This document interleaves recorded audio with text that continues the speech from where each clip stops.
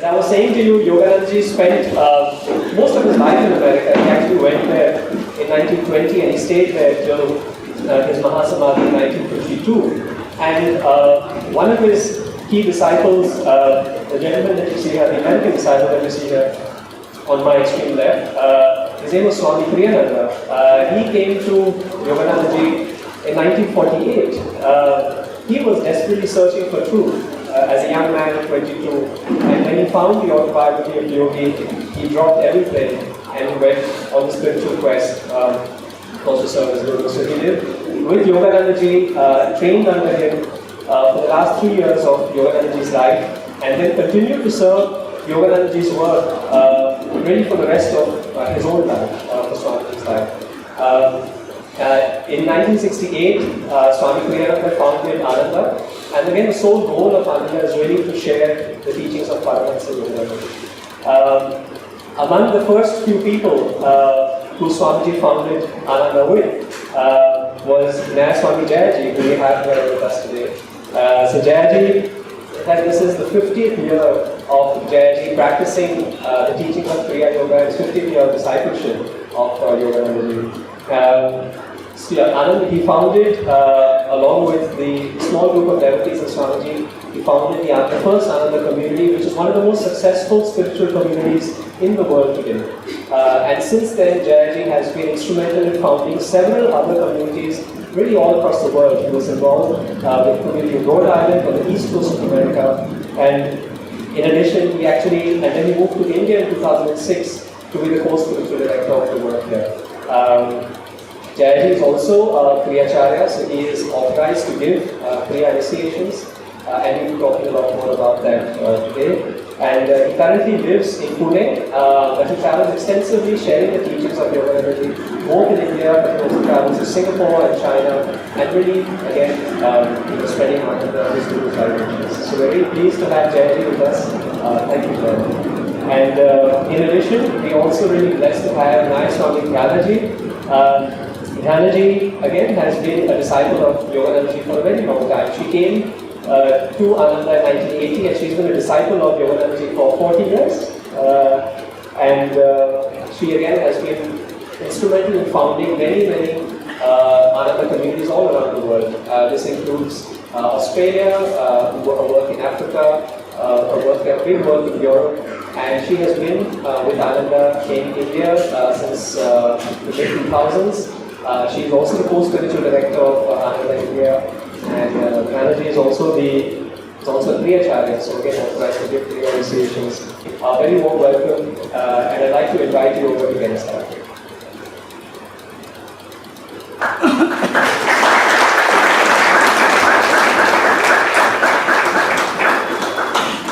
Thank you, Ayush, for that very generous and introduction.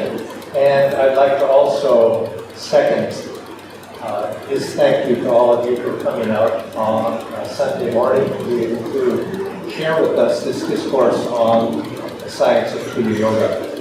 Today, what we will be doing is Diana and I will be sharing with you a little bit of an overview of what the science of Kriya Yoga is about. And then later this afternoon, at noontime or so, we're actually going to be having, led by Charles Sturjo and Norion, they're going to be conducting a workshop so that you'll actually have a chance to practice some of what we're going to be speaking about today. What is Kriya Yoga? I mean, it's a term that often you see it on posters. Those of you who've read about it in the autobiography of Yogi perhaps have a little bit of an overview. Perhaps even some of you are practicing Kriya. And if I may, I'd like to ask those of you to raise your hand who have actually been initiated into the practice of Kriya Yoga. How many do we have today? Well, that's quite a number, actually. And that's very good. Very number of you are practicing. And those of you who have read the autobiography, I'm sure that you're curious about what Kriya Yoga is about. And those of you who have not, I'm sure you probably at some point heard about Kriya. It's often spoken of, and I suspect that you've come here today to explore a little bit further of what it is about. Kriya is a science. Science that allows you to gain control of your life and to make positive changes. Control of your life and the ability to make positive changes in your life.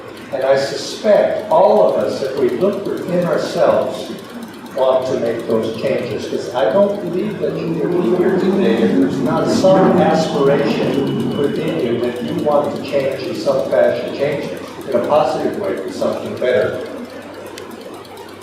Ayush was mentioning that Paramhansa Yogananda, he traveled to America in 1920, and if we look back, we see that that's in 2 years, that's going to be the 100th anniversary, and it was his going from India to America that began his world mission. Those teachings that he brought to the West at that time have since expanded and been promulgated in every country in this world.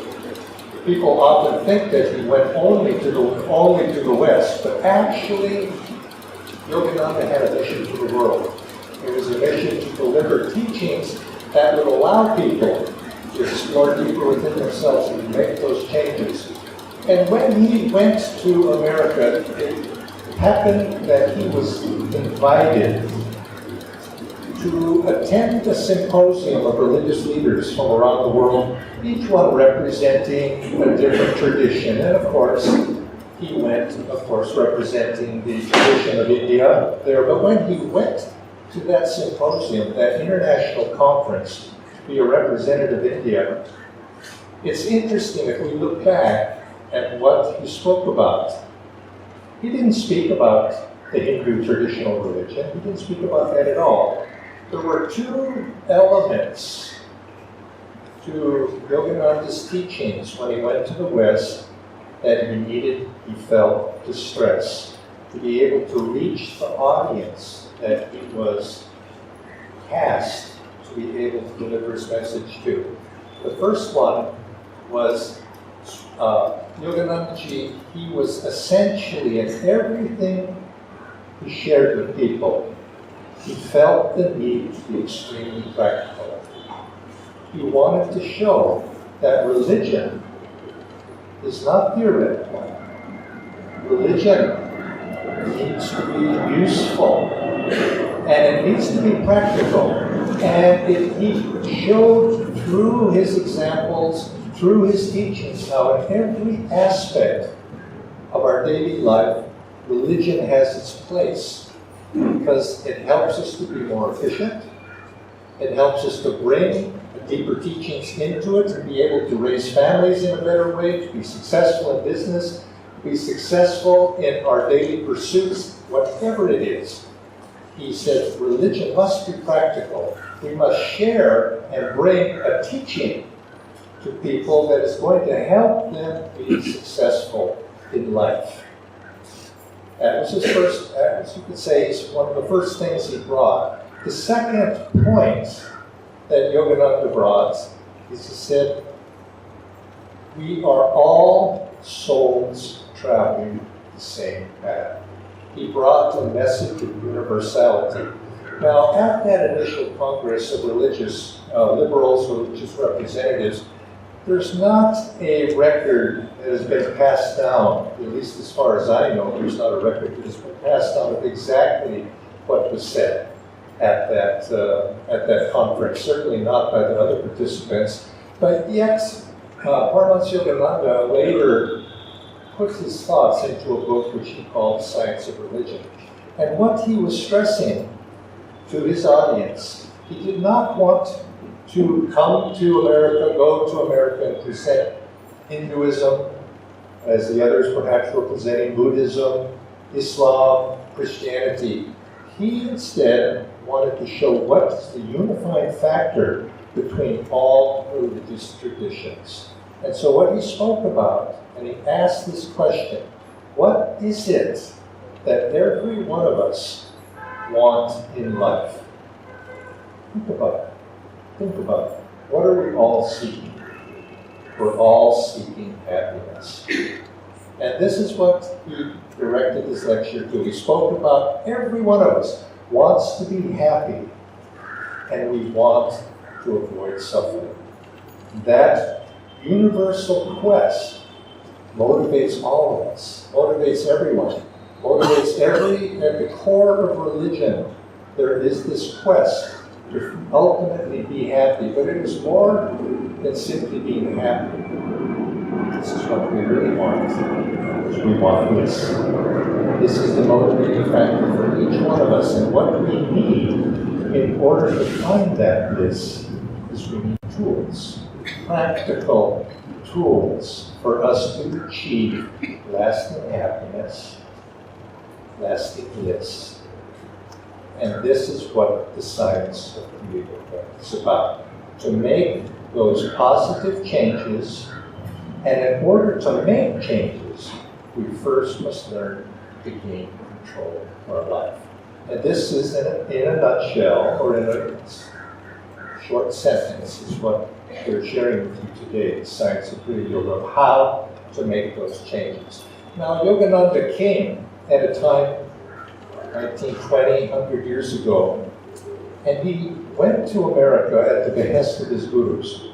His guru, Swami Sri Yukteswar, had taken on a very specific task. He had been enjoined by his Param Guru, Mahavatar Babaji, to train a student to go to the West. Because as Sri Yukteswar explained, the world in this time, and it's still continuing today, had entered into a new age. For people, we've entered into, you could say, an age of science. People do not respond, particularly in other countries. Out in the West, people want something very practical. They don't want to believe any longer. They want experience. You have to. I was born in America. I've come from the West. And I can tell you, America is not a philosophical country. It just isn't. India actually is a philosophical country, but America is not. America wants results. What can it do for me? How's it going to work? Tell me, how's it practical? Why should I do this?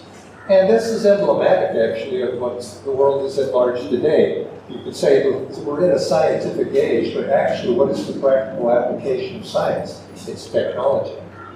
And that consciousness of practicality, technology, look what's happened over the last 100 years. It's spread to all countries. This is the age when people want to be, they want to have an actual experience. They're not satisfied simply believing what has been passed down traditionally. Yes, it's a starting point, but they want to take it to the next level. What can I do? How do you prove it to me? Show it to me.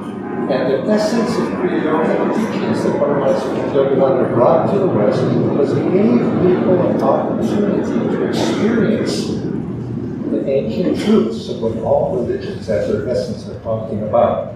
How can we go within ourselves to discover these universal principles? And this is what Yogananda brought for the science of Kriya Yoga. He brought the science of practical application in you, yourself, and experience the truths that have been spoken of throughout the ages. Test it for yourself.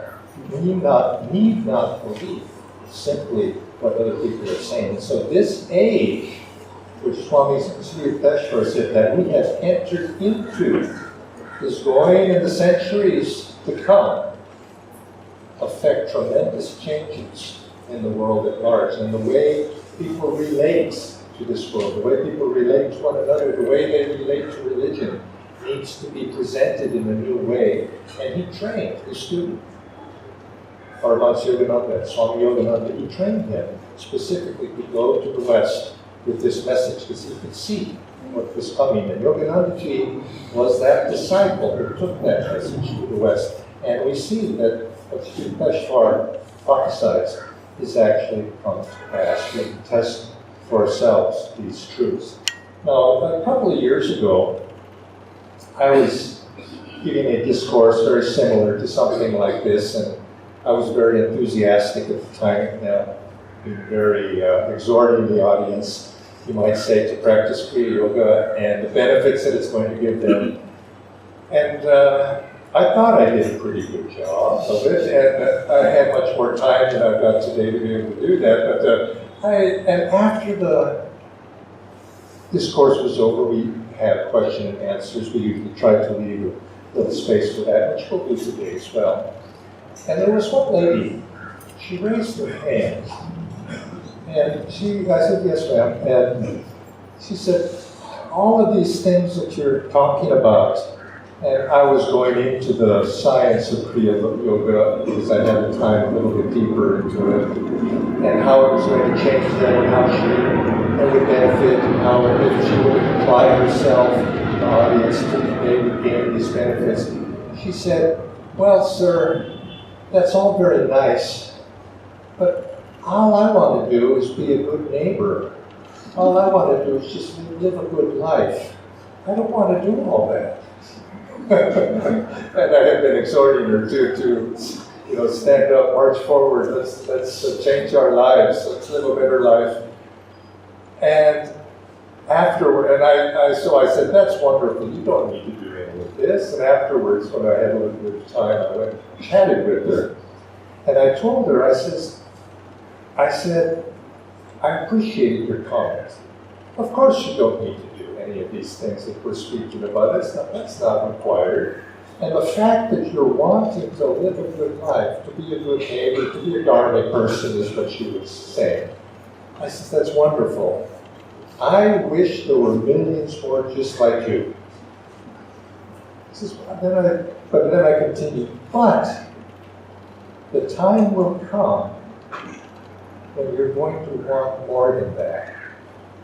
You're going to want more than just to be a good person. As noble as that is. And when that time comes, I want you to come back. And let's talk more.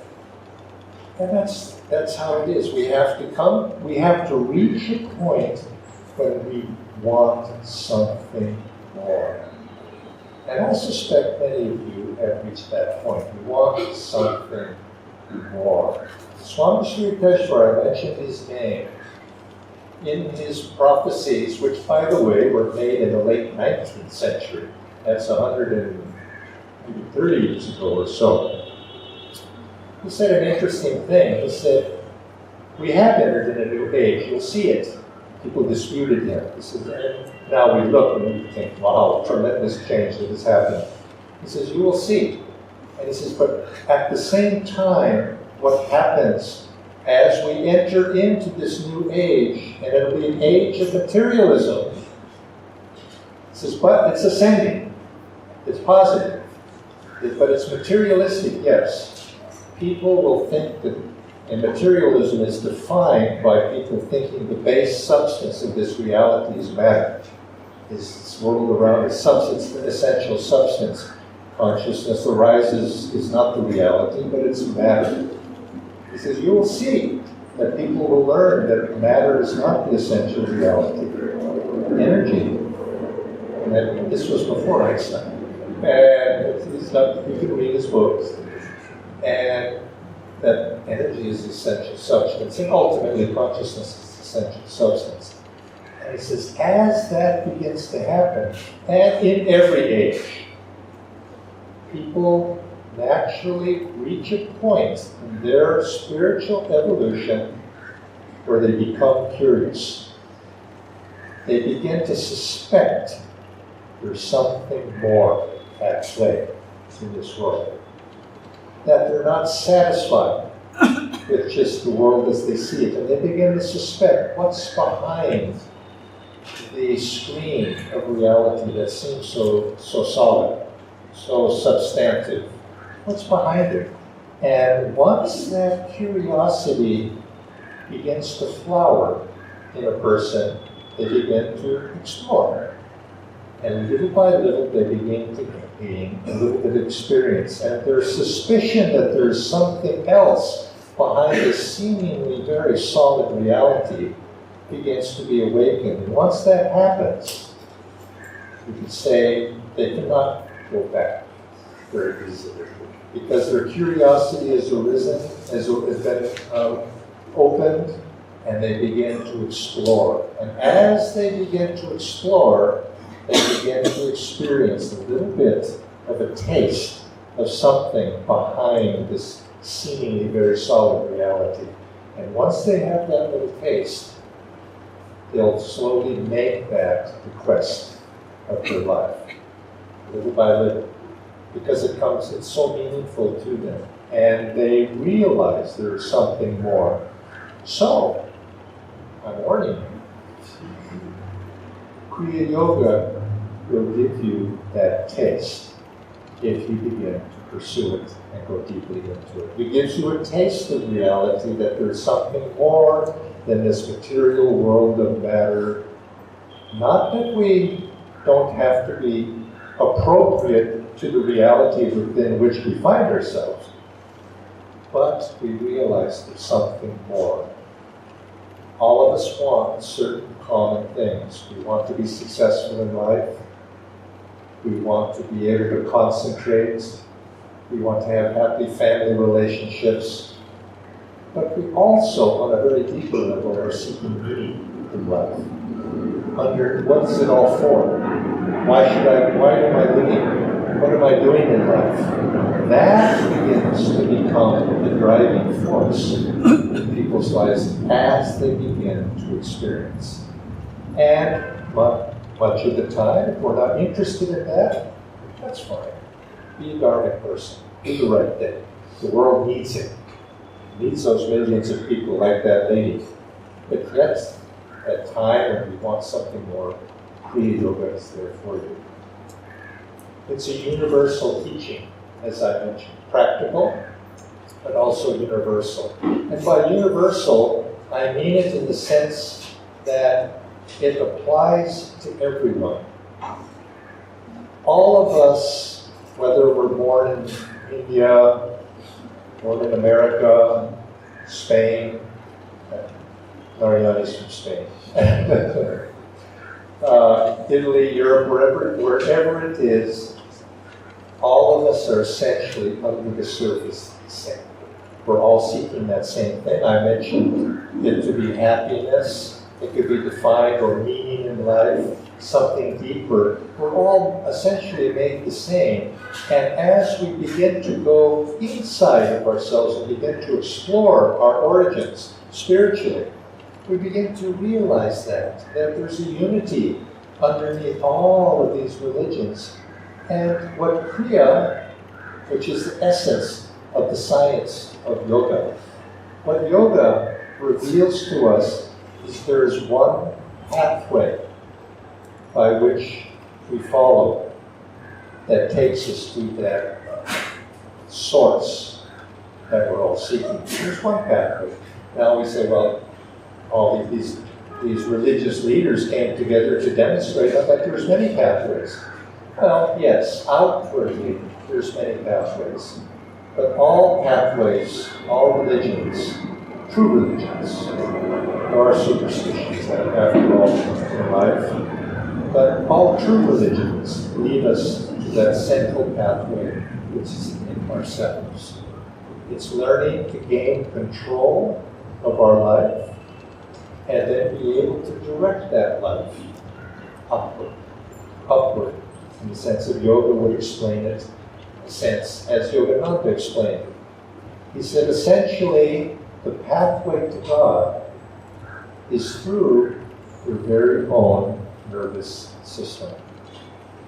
Learning to gain control of life, our lives, learning to gain control of the life force that animates our life. And that life force is no different from one person to another. It's like electricity shining in how many people we have here today, over 100, easy, 150, maybe 200. It's the same, each of us are like light bulbs. It's the same electricity in each one of the bulbs. Although the bulbs may have a slightly different color and hue, but it's the same electricity in each of those. It comes in, it shines in each one of us in our life, and passes the light bulb dims, but the electricity just returns back to its source. It still remains to shine again in another bulb, incarnation after incarnation. And learning how this electricity, this life force comes into the body, and then learning how it reverses and goes back out of the body, and how we can use that life force while it's in the body. This is the science of yoga. Now this afternoon, we're going to share with you some techniques. And it begins with some very simple exercises, some very simple techniques that we're going to share with you. Meditation, a few exercises and so forth to get you started if you're interested in this path of Kriya. But there are the first three elements that we're going to cover relate to this life force itself. We're going to explain this afternoon the life force itself, how to concentrate that life force, and once that life force is concentrated, how to direct that life force inward and upward, up the spine, up toward the brain. And as we learn to do this, something very interesting begins to happen. Our life begins to change. Now, if I mention the ability, this practice of Kriya Yoga allows us to gain control of our lives and to make positive changes. Now, if you want to change your life, what's the first thing you normally do? You're not living, perhaps you're in a living situation where other people, you're not getting along too well with them. Well, usually the first thing people do when they're not getting along, let's say in an office. You work in an office, you have office mates, there's always one or two. You know how it is. There's always a couple that are difficult. Now, if you want to make a change, what's the easiest way to make that change, you would think? Get rid of the malcontent. Get rid of the other fellow. In other words, what I'm saying here is we think of changing what's going on in life by changing our circumstances. But we realize that as soon as that fellow is gone, there's going to be another one filling his place soon enough. And eventually, we're never going to be able to affect the change we're looking for in our lives simply by changing our circumstances. Real change comes when we learn to change ourselves within. Now, of course, this is what we're going to do. I don't think this is new to you. Yes, learning to do these exercise meditation will help you to do that, but you'll find that as you learn to control your life, as you learn to control the life force within you, as you learn to practice Kriya, something very interesting will begin to happen. Your world around you will begin to change on its own. Because you have become a different person. You won't notice it at first. But what happens is, as you begin to gain control of yourself and those forces that are within you, you begin to change your magnetism. You're magnetic. You attract to yourself certain circumstances in life. You don't realize it. You think it's haphazard. But why is it that some people continually have the same problems over and over again? Why is it that some people just attract chaos into their lives? They attract bad circumstances. They might say, oh, it's just my karma, but whose karma and who attracted that karma in the first place? We did. And we begin to attract circumstances that matched and allow for that karma to bear fruit in our life. You'll find that as you begin to change inside, slowly the circumstances outside of you will also begin to change. And little by little, you'll begin to attract different circumstances. You'll begin to attract different situations. And you, at first thinking, well, I'm changing. But you'll begin to know, yes, you are, but the world around you will begin to change. And this is the secret of learning to bring change, not only to yourself, but the change that we want to see in the world around us today. I think if you read the newspaper, watch television. Actually, people don't read the newspaper as much as they used to. You can tell I'm dating myself. If you read your smartphone, the news, watch television, whatever it is, you see change is in the air. But the change is always directed at changing circumstances outside of ourselves. Now, this isn't wrong. I'm not criticizing the desire for change to happen outside, but we know that if we really want to see change brought into this world, fairness, equality, whatever it might be, circumstances, where does that change begin?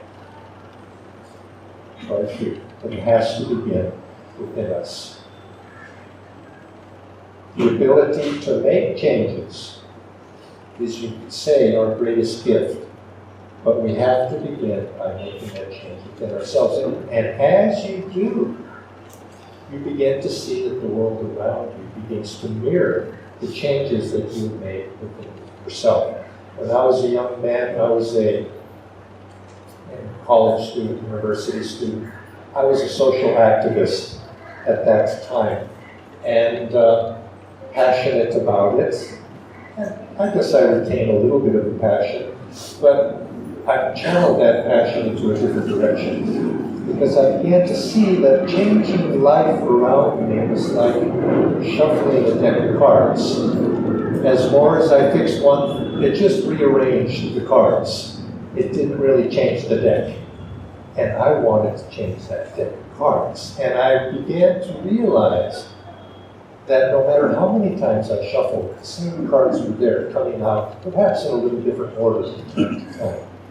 But you begin to change yourself, which is what I began. I said, I have to find something other. And it was that desire, there's got to be something more in life, that began to draw to me the circumstances that allowed me to make that change. In this case, I attracted to myself these teachings of Paramhansa Yogananda, his book, and eventually it drew to me a wonderful teacher, Swami Kriya, that came into my life. But it started with my desire to change. A little while ago, I've been telling this story in the last few lectures that I've been giving. I was giving a discourse in Delhi, Gurgaon actually, and I gave a discourse, and a fellow came up to me afterwards, and he said, "Are you staying in Gurgaon? Are you in Gurgaon?" I says, "Well, I don't stay here, but I'm here for a month, and I'm giving classes." And he says, I would like to come meditate with you in the morning." And I said, "Oh, you would? Okay, come. And I invited him to come to the ashram where I was staying.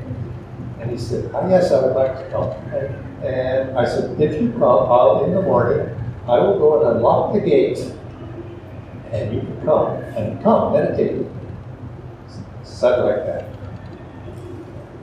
2 days later, that was Saturday, 2 days later, Monday, was when the first day we were going to do this.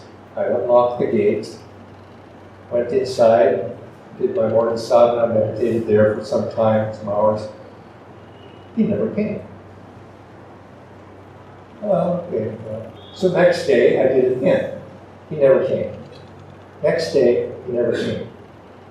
And I was because he was very passionately attentive when he said he was going to come. And I went over the conversation. What did he say? Where did I go wrong? He said, "I would like to come and meditate with you in the morning." What did he not say? He did not say, "I will come and meditate." He would like it. A vague hope. And so it is that what we share with you today in our workshop will be tools to allow you to make changes in your life. But if you do not use the tools, they're worthless. A person has to come to that point where they will actually do something. Intellectual knowledge will not make change in you. It will make you maybe aware of the potential for that change, but only action of doing something is going to affect that change. Because what the techniques and what we share with you, that they're going to do is to allow you to become spiritually magnetic.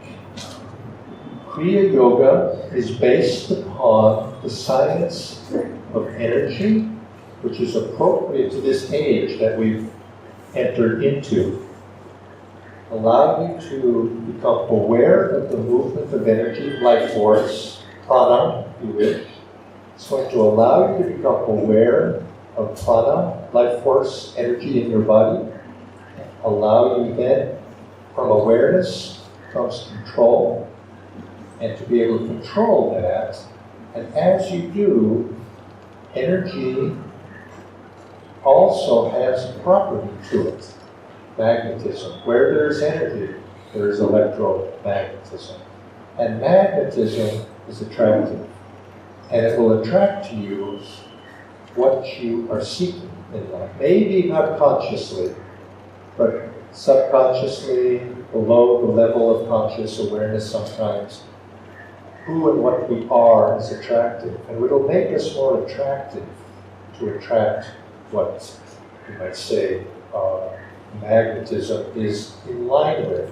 Now, of course, you can attract good things, maybe not so good things. So there's more to it than just attraction. We want to attract good things to make positive changes in life. And so this is what Kriya is going to give us a chance to do. But we have to take a step to actually do something. Lahiri Mahashaya, which was Paramhansa Yogananda's guru's guru, is Yogananda's Paramguru. Lahiri Mahashaya said, solve every problem in your life, solve every problem with Kriya Yoga. Because what happens is we begin to attract to ourselves the solutions to whatever that problem is. If we change our consciousness, we see that problem that was presented to us in a different way. This is the secret of being able to be solution conscious in life rather than problem consciousness. Many people have problems. What they're lacking is solutions. And solutions come from a higher plane. There's no problem that doesn't have a solution. If we uplift and make the changes that is needed to attract. We don't create the solutions. We attract the solutions to us. Our awareness opens up to the possibilities of solutions. And so this is what Kriya is going to do for us. If, it's the big if, you practice. And it does not happen overnight. Nothing happens, changes this quickly overnight. You change a little bit. It's like one of those things that you change it, but then it bounces right back. You keep doing it, but eventually you change, and it bounces back a little bit less until finally the change is permanent. And that's what we want to do, daily, steady practice. So I invite you, come, if you're interested in this science of Kriya. It will make a tremendous difference. Bring you happiness, it will. Eventually bliss is even beyond that. And it'll give you meaningful purpose. And I think in this age that we're in right now, we need to have commonly, individually, but also commonly, a sense of purpose. That life's not aimless.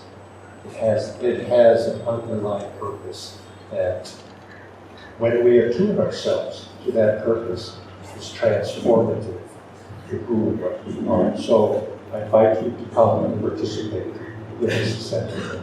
Many blessings.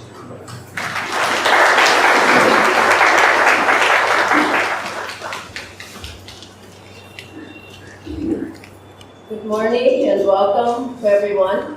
It's a joy to be with you and to share on the teachings of Paramhansa Yogananda Ji on Kriya Yoga. I'll be speaking for a little bit, and then afterwards I'd like to actually do some practices with you so that you get a sample, a taste of what we'll be talking about today, and then there'll be time for questions and answers. So the first thing I'd like you to do is to stay seated, but inhale with a double breath and tense the body, vibrate your body, exhale, relax. Double breath out through the mouth, inhale, double breath through the nose, exhale. This is a pranayama. Try once more, inhale, gather the tension from the week, now exhale, and relax. I want to start with just a couple of very brief quotes from this book and a chapter on Kriya Yoga, which most of you, I assume, have read. You raised your hands. The Kriya Yoga which I am giving to the world through you in this 19th century, Babaji told Lady Mahashaya, is the revival of the same science which Krishna gave millenniums ago to Arjuna, and which was later known to Patanjali, to Christ, Saint John, Paul, and other disciples. Another short quote. The body of the average man is like a 50-watt lamp, which cannot accommodate the billion watts of power roused by an excessive practice of Kriya. Through gradual and regular increase of the simple and foolproof methods of Kriya, man's body becomes astrally transformed day by day and is finally fitted to express the infinite potentials of cosmic energy, the first materially active expression of spirit. And finally, one more. Introspection, or sitting in the silence, is an unscientific way of trying to force apart the mind and the senses, tied together by the life force. The contemplative mind, attempting its return to divinity, is constantly dragged back toward the senses by the life currents. Kriya, controlling the mind directly through the life force, is the easiest, most effective, and most scientific avenue of approach to the infinite. In contrast to the slow, uncertain bullock cart theological path to God, Kriya may justly be called the airplane route. Beautiful quotes from Autobiography of a Yogi. When I came onto this path, as Ayush said earlier, it was about 40 years ago, and I was very successful in my work. I'm from California, from Los Angeles. I have a good family. I went to a good college, UC Berkeley. I graduated well. Let's say I graduated. And then I went on and got a good job, and I had a nice home, I had friends, I had a car, I had everything. But people said, if you have these, you'll be happy. And I realized that I wasn't that happy. In fact, I was not happy hardly at all, because there was something missing from my life. Even though everything outwardly was fine, there was something missing. And I kept thinking, as Jayati said earlier, there must be something more to life. There must be something more that I can aim for, that I can direct my energy towards, that I can seek, that I can find in life. I was 21 years old at that time, and I saw my whole life just, it was going to be very boring if this was everything. So I read Autobiography of a Yogi, and I gave you that book, and here I was in Los Angeles, in a sort of a poor area, reading this book, and finally I could feel that I had to go.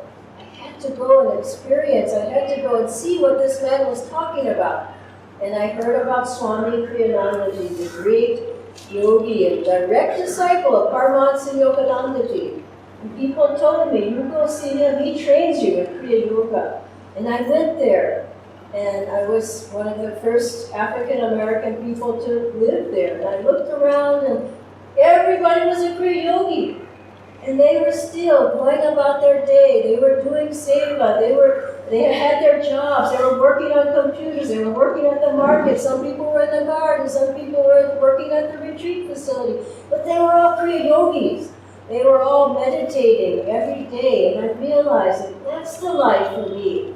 And I remember I left my home and I went home and packed my little car and I came back and I was leaving my home and my family was all weeping and, where are you going? And I said, all I know is the place is called Ananda. Honestly, I didn't know much more. And I said, well, what? My mother said, what does Ananda mean? I said, all I know is Ananda means joy. And I drove to Ananda. And I lived there from the time I was 21 till now. My whole life is in joy in Ananda. And you might be asking, well, who is Kriya Yoga for? Is it just for the Himalayan yogis, for those who can live in a cave, for those who can leave everything, like leave their family, leave their children, leave their job? Kriya Yoga is for everyone. It's Lahiri Mahashaya.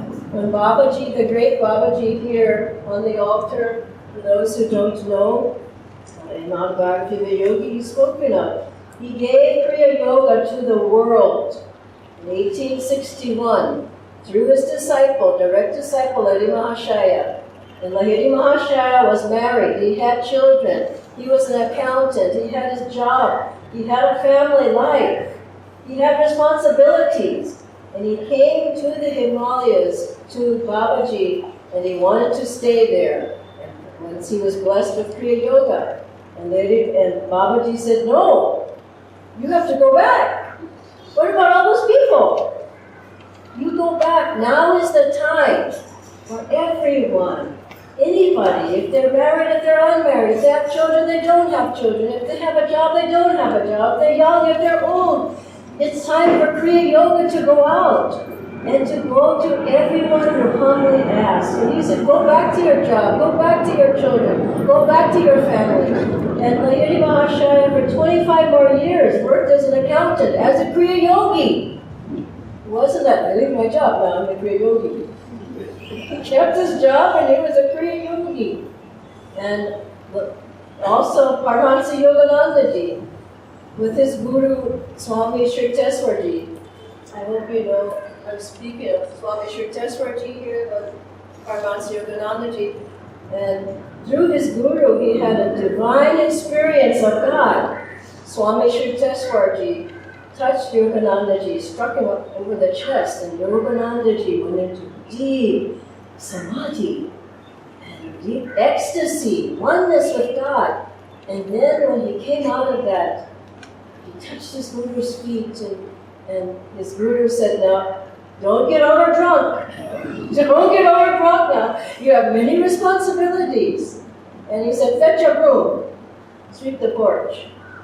He was trying to show that you need balance. And I know many people have said to me, well, you're lucky, Janet. All you do is chant Om all day. And I said, yeah. You have no idea what my life is like. There was a man who Swami Kriyanandaji met in Canada who he was a businessman, and they said, but that's not my life. When my life begins, I go home, I bathe, I get my outfit on, my meditation outfit, and I go into my meditation room. That's when my life begins. Swami Kriyanandaji thought, what a waste. What about the rest of the day? What about bringing the divine consciousness into everything? Why is it just 1 hour a day? And so these teachings are for life, for every day, and for everyone. And they bring the balance, the foundation. What I've learned is it's the base of the life. It's the foundation that we put everything else on. And if that base, the infrastructure we could say, if that's there, then everything else falls into place. And Kriya Yoga is the practice of living the teachings, not just meditation, but to live in harmony, to live with uplifted energy, to live inspired, to get answers to your problems, solutions, insights, inspiration comes, intuition comes, magnetism, energy, all these things, success, prosperity, everything comes if your life is in alignment with the divine, because Kriya Yoga is based on energy. Kriya Yoga is based on magnetism. Kriya Yoga is based on prana. Kriya Yoga is based on uplifting energy. Kriya Yoga is based on natural realities that everybody has. Everyone is living the life of a Kriya Yogi, but we just have to go inside. And so when we look at our life now, life is so out of balance. You think of all of, people have forgotten that there's an inner world, there's an inner reality, that we actually have peace and joy and happiness, that they're inside, that there's light. There's a light here in the spiritual life, that we have chakras that are vibrating, there's the sound of Om is within us. We look at our life, how out of balance it is now. And people are ever looking at a screen. Isn't it so? It's either the phone, or the iPad, or the computer, or whatever. Ever looking at a screen. I think, how many messages can you read in a day? You think about the WhatsApp, and the Facebook, and Twitter, and all the internet things. It just goes on and on and on. Our life has become imbalanced. And the television, don't get me started on that. So then I was visiting my relatives recently, and I went home, and I said, I'm so happy to be here. I'm happy to see everybody. And they said, wait a minute, our program's on. I said, well, what do you mean? I've been gone all this time. Wait a minute, we've got to watch Empire. Empire, what's that about? I could hear from the other room, Empire. Bang, bang, bang. And then my sister said, and there's another program, you got to watch this with this. Scandal. Why did you watch it? Why? You see how out of balance our life is, and people wonder, why am I so restless? Why am I nervous? How come I can't focus my mind? Well, Scandal and Empire. all their energy is being sucked out all the time, and on the phone, and looking at whatever, the messages, and constantly. Now, I have gadgets myself. I like them, but I'm also balanced. And if you're not balanced, if we don't also go inside, then you're imbalanced. Nervousness, problems, health problems. People get into the hospital because they're out of balance. I was in a car the other night, Ola, coming back from a program with a friend, and the car behind us, we were stopped for, 10 seconds to put the thing in the car. The car behind the guy laid on the horn. It was like at least 5 minutes. Without a break, he just couldn't get off the horn. And I just said, he's imbalanced. There's something not right there. But we think that's life. It's not life. Kriya Yoga brings balance into one's life, harmony into one's life, stability into one's life, magnetism, energy, prana. And I'll tell you the specific things. It works with the body, mind, and spirit and soul. And with the body, we start to gain more energy through particular pranayams, through energization exercises, through particular mudras that you'll be learning if you take the courses. And we withdraw the energy. Think of a turtle, and its limbs out, and then when it wants to go into the shell, it just goes back inside. We never go back inside until we're subconscious and sleep. And so what we do, Yogananda talked about cutting the sense telephone wires that are calling you out all the time, redirecting the energy. So we do energy exercises which enhance the flow, focus the flow, get the energy flowing more strongly in our bodies, and redirect the outward flowing energy from the senses and the surface of the body back into the spine, the astral spine. This is where the energy is flowing. Now imagine with me a hose. If a hose, or pipe we call them here, right? A hose or pipe. If it's kinked up or curled, you're trying to water your plants. I love plants, I water them. What happens? The water won't flow. Yogananda said most people's spines where the energy is trying to flow, spiritually paralyzed because there's so many blockages. Blockages of thought, blockages of habit, attachments, desires, all those curls and kinks. In Kriya Yoga, Yogananda ji said, body, mind must be ready. The 50-watt bulb I told you about. You can't just start doing, stand on your head first time you go to yoga. No, you have to prepare yourself. So we open up that, align and open the hose up the spine. First thing, through recharging exercises. And we turn on the water flow. And so we have more energy and it's flowing stronger in the body.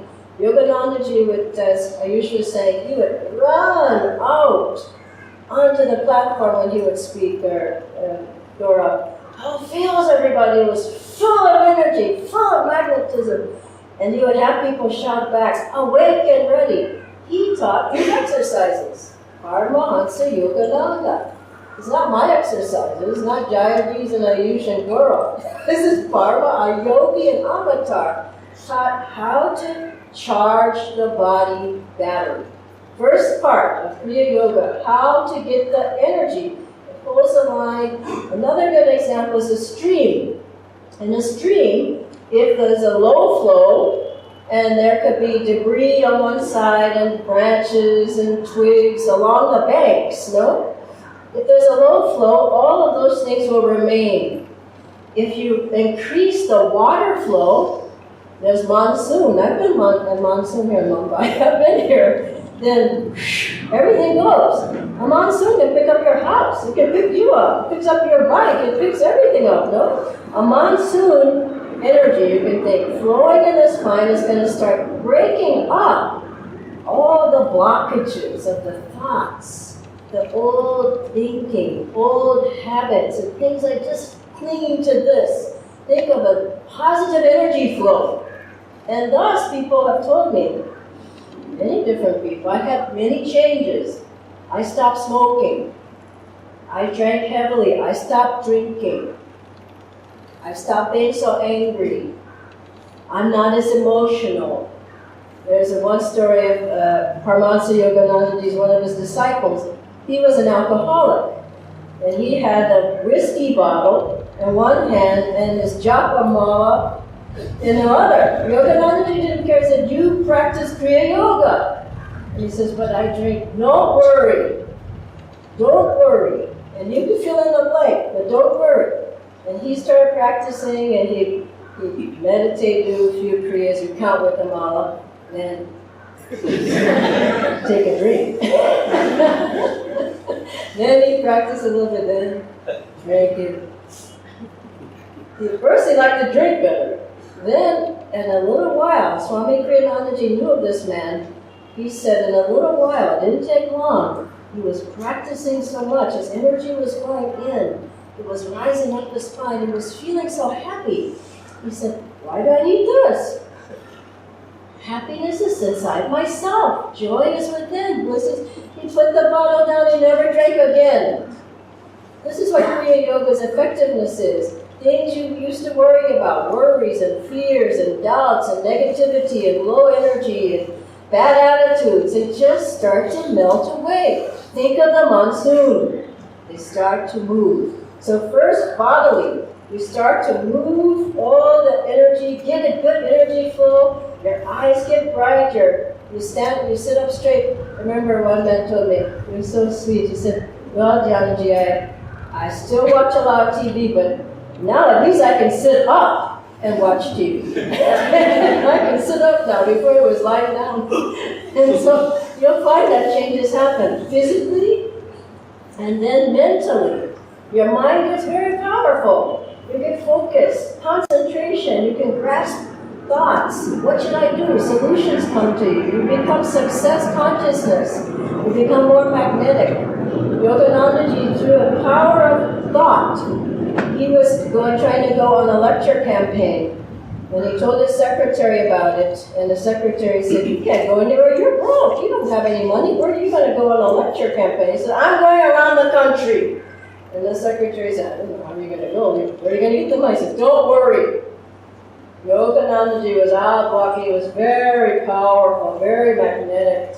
Totally, we call him master. Master of himself. Complete master of his energy, master of his thoughts, master of his emotions. Completely in charge. He was walking down the streets of San Francisco. Long hair, brown skin, in like the 20s. This wasn't popular, believe me. But Yogananda didn't care. He may have had on a robe, but he was definitely looking Indian. So he walked down the street, and a man passed him, and he said, I want to donate to what you're doing. And Yogananda said, you don't even know who I am. He said, yes, I do.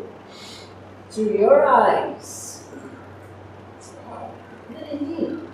Through your magnetism, through your energy. If you get the magnetism, your aura's bigger, the energy flows better. He wrote Yoganandaji a check on the spot for $27,000 at that time, which was an enormous amount, because of Yoganandaji's magnetism. So mentally we get strong as well. And then spiritually, we take the energy that's focused in the spine, in the chakras. We go into all these things in the classes, in the spiritual eye. I love Yoganandaji said, when you're in Om, we chant Om here. We chanted that beautiful chant, thank you. When you chant Om, he said, when you're in the Om, nothing can touch you. Nothing can hurt you. It may come to the edge of that aura, but it's not going to penetrate. When you do spiritual practices, energization, yoga postures, different mudras, when you do meditation, Hamsa, Om technique, when you live rightly, when you chant like we did today, when you come to things like this, you get very, very strong mentally and spiritually as well. We lift that energy up. We have the hose open. We get the energy flowing strongly, as I talked about earlier. We focus it inside, and then we take it up. Now, we feel love where? In the heart. Nope. You feel love in the knee? No. So you feel love in the heart. So we all know that. Spiritual centers are in the higher centers. And seat of enlightenment is here, of joy is here, of bliss is here and up here. So when we do yoga, when we do this part of the joy, when we do practices, physically, mentally, now spiritually, we lift all that energy up to this seat of enlightenment. Wow. You may begin to see it, a light. The spiritual eye is the golden ring, as the masters describe, with the deep blue field in the middle of that ring, and a silvery white glimmering, the five-pointed star in the middle. You begin to see light and feel uplifted as you meditate. So spiritually, we get uplifted. Paramhansa Yoganandaji sometimes would go to the movies, and he would sit and his eyes would be closed at the movies. Now that's strange, isn't it? And he's sitting. And I said, Guruji, are you watching the movie? And he said, yes, I'm watching the big movie. Just watching the big movie. I'm watching the movie. The glimmering stars, the masters, the angels, the lights. I'm watching that movie. Why are you watching this movie? Kriya Yoga uplifts you to this point. Spiritually, you begin to see the light. And as some of you have read this is a great book, Dying to Be Me. Some of you have read, I love that book, very good. It's near-death experiences, life after life, and different Raymond Moody stories. Many of them talk about the same thing. They saw light. People who died and came back. They saw a light. They were in a tunnel. That's described as the spine, the astral spine. They were in a tunnel. They saw a light. At the end of the tunnel, they heard sounds inside that tunnel. Astral sounds like bells or gong-like sound. They heard sounds. They saw light. They went through a tunnel. This is pure yoga. You don't go to the tunnel every day, but you try. I mean, you try. But those people went through and they came back. And what did they say? I was so happy. I saw light. I was joyful. I was detached from my life. I was free. I was nobody. When I watched one of the films, someone said, I was nobody's mother, sister, daughter. I was completely free. And this is what Kriya Yoga leads you to, an inner state of freedom. Not self-definitions. I'm black, I have curly hair, she has long hair, I got this personality and that. Yogananda ji said, I killed Yogananda long ago. Nobody dwells in this body now but God. That's where we're headed. Get rid of the personality, get rid of all the things that keep us bound to the wheel of birth and rebirth. And even at this time, we would feel free. Lady Mahashaya said, solve every problem through Kriya Yoga. Swami Sri Teswarji said, forget the past, everything. He didn't say a few things. He said, everything will improve. Everything. That's a big word. If you're making a spiritual effort now, and in the Gita it says, even a little practice. It doesn't even say you have to practice a lot. You've got to go to a cave. You've got to live there for 80 years.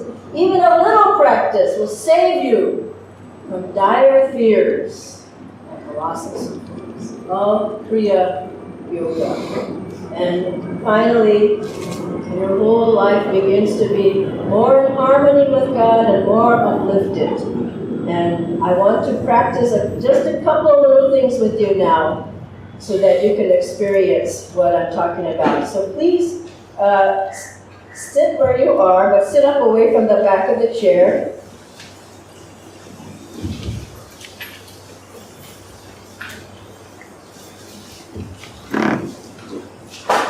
Someone can adjust the microphone. Now let's again, inhale, tense your body. If we could dim the lights a moment, it would be great. Exhale. Again, inhale. Taught by Paramhansa Yogananda, this technique. Exhale. Once more. Oxygenate the body, decarbonize the body with exhalation. One more time. And exhale. Sit away from the back of the chair. Fix your gaze at the point between your eyebrows as best as you can. They'll go over that in class more. Bring your arm forward like me. Thumb up. And just come up about 45 degrees. Now look at the thumb with your eyes open first. Now close the eyes, but keep looking at that angle, up and out. Bring the hand down. Turn the palms up at the junction of the thighs and abdomen. We'll do one more breath and then we'll sit for a moment. We'll do an even count breath to calm the mind and body. Inhale with me now to a count of 8 through the nose.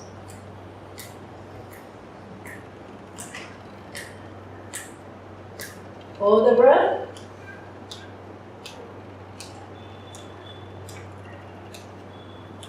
Now exhale through the nostrils or mouth and nose 8.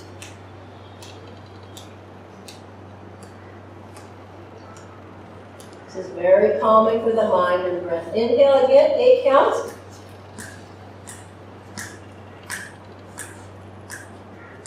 Hold the breath.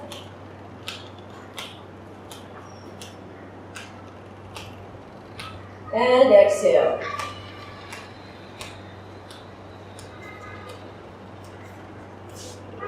One last time. Inhale. Long, deep breath. You can do this to a count of 8, 10 or more. Hold the breath. Hold. Hold that energy in the brain. Now, exhale.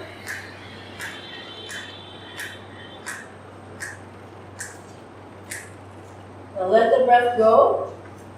Exhale, deep breath through the mouth. Just let's sit perfectly still for just a couple minutes. Do a little bit of a concentration practice. We just energized the body battery, just a very little bit.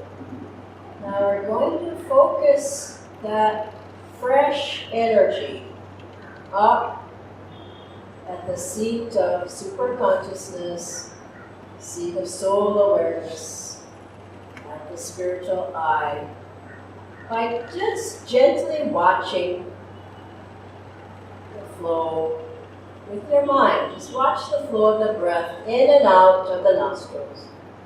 This is all we're going to do. Focus your mind there.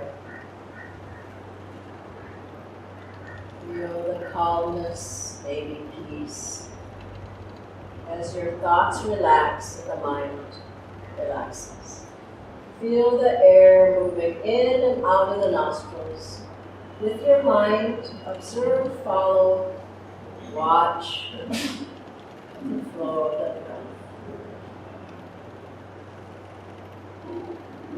Without any control,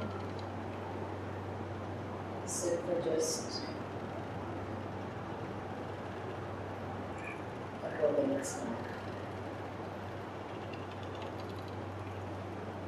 Your gaze up, point between the outlines.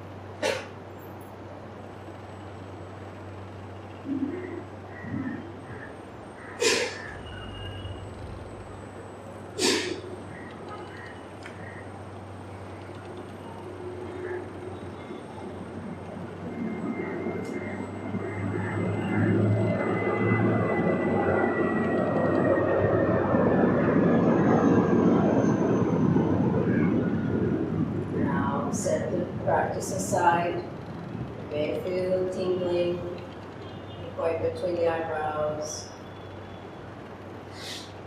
Sit for a moment, feeling uplifted. Energy uplifted to that point.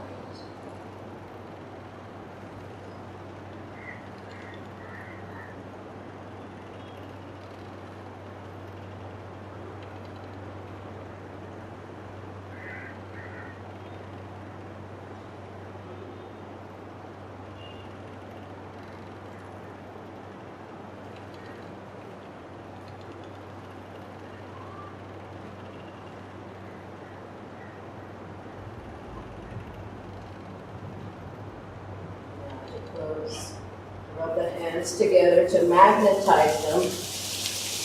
Draw the energy into the hands. Now lift your arms and hands facing forward. Feel the vibrations in the hands. That's prana. That's all throughout your body. Now let's focus this prana outward for light and energy to flood this hall. Everybody here, around the city, and anyone else who you know who's in need. Let's chant Om 3 times together. Om. Om.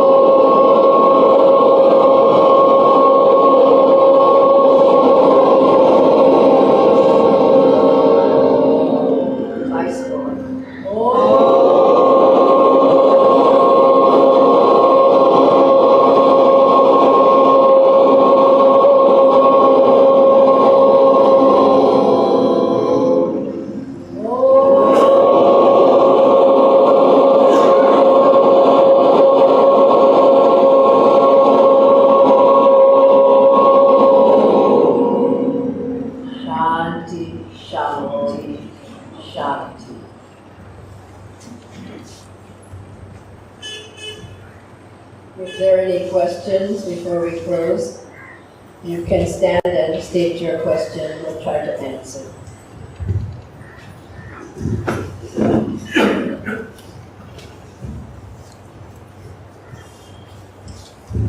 Do we have a microphone in the audience? So, but hopefully people can speak up. If you have a question, please stand up and speak up. And we can. Compared to the kind of yoga which others yogis are propagating, which includes a lot of physical exercise, what percentage of Kriya Yoga is physical exercise and what percentage is more of mental and spiritual practice? He's asking the relationship to the physical aspect of yoga and how it relates to Kriya Yoga. Okay, I'll answer it a bit and then Tatiana can answer if she wishes. You're speaking about Hatha Yoga. Hatha Yoga, and it's become very popular, and it's an ancient science, and revived and modernized in the 20th century, and it's a very effective, healthful, good thing to do. The purpose of Hatha Yoga is to bring the life force into balance in the physical body. If one of the obstacles for us to be able to dive deep into our own inner self is the restlessness of the body, and the body becomes an obstacle. Hatha Yoga was designed ancient times by yogis in order to help bring that into balance. Its intent is, if you read the Yoga Sutras of Patanjali, he defines asana as holding the body steady. Doesn't go into the physical postures were developed subsequent to that, out of that. But the essence of Hatha Yoga is to be able, actually, as Yogananda would say, to be able to dump the body, to let the body go. And that's you might say its real purpose there. It has some other benefits too. It's a good thing. It's recommended, and will help you to meditate, which is the essence of Kriya Yoga, is being able to dump the body and then being able to, after that, take the life force in the body that has been released from the physical body and then inwardly direct that and to move that energy up the spine. And so it's a good thing to do, recommended to do, but preliminary to something beyond it. I'll also add to that I was describing energy exercises. So there's a set of energization exercises developed by Paramhansa Yogananda ji. We do those every day as a part of the science of Kriya Yoga. They take about 10 minutes, maybe a little bit more, maybe a little bit less, and you're recharging a body battery every day, purifying, detoxifying, oxygenating the body every day before you meditate. So that is a part of the physical. Also part of the Kriya Yoga, there is a mudra that's done, which if you get initiated, that's physical. In either way, we do these things with devotion. See, that's not moving like it is. It's inward, it's an offering, it's devotional. So there's a small amount that we do exercises for, but essential. It's not like I don't feel like exercising, so I don't do it. I'm just going to add one more, because I feel strongly about it, so I'll add a little bit, is that it's unfortunate in modern day that Hatha has been, in some countries, particularly in the West, Europe, America, the total emphasis is on physicality, and that's a very unfortunate thing. And I do think we need to, in India, probably it has to happen here first, not that it couldn't happen elsewhere, of course, is to revive the deeper aspect of the spirituality of the practice. And I know that gets into tricky territory with secularism and so forth, but it has a spiritual, in the larger sense, basis to it. And we in our tradition of Ananda, we have something that's called Ananda Yoga, which is our approach to the Hatha Yoga techniques. And here in Mumbai, we because well, soon we're trying. We have a school of Ananda Yoga in Pune, but soon in Mumbai as well. I have a question. So this Kriya Yoga, are we able to activate and balance our chakras and Kundalini? Are we? Yes, activation of chakras and Kundalini. Yes, that's a side thing that happens. Personally, I'll answer this from my personal approach. I don't think that should be your aim with the practice. But those things, it's just like a phenomenological aspect. These things happen, and we should know about them when we do study them. But your aim is balance. Your aim is uplifting your life force. Your aim is expansion. Your aim is, you could say, if you want to put it in the spiritual realm, you'd say your aim is oneness with the divine. And those things are, you might say, things along the road as we go. Yeah, that's true. But things do happen, but it depends on the openness of this disciple. Yoga and the practices we're doing are like turning our cup up to receive grace. If you're turned down, you're not open, you're not receptive, you're closed, you're tense, you're not even sitting properly, all of that, then you'll have a hard time receiving in the spine, in the chakras, at the spiritual eye, and all of these things. So, but as we're saying, it's more important to cultivate the right spirit and attitude and devotion, and these things happen as a result of that. Yeah, but good question. Others? Yes. Is Kundalini Yogi and Chakra Eye Chakra opening are same for Is Kundalini Yoga the same? Kundalini awakening and third eye opening. Kundalini awakening and third eye opening. Kundalini is the same, third eye opening the same. Well, that's a rather broad question. The purpose of yoga techniques in general is to withdraw life force away from the senses. This is what Krishna explains in the Gita, is to withdraw, and then we uplift that life force up to the spiritual eye at this point up here. And that part of the process of upliftment of that life force, yes, Kundalini is a part of that. And that takes place, this upliftment.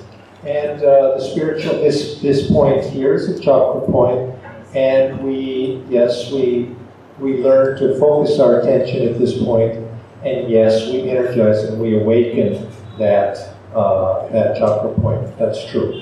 And so,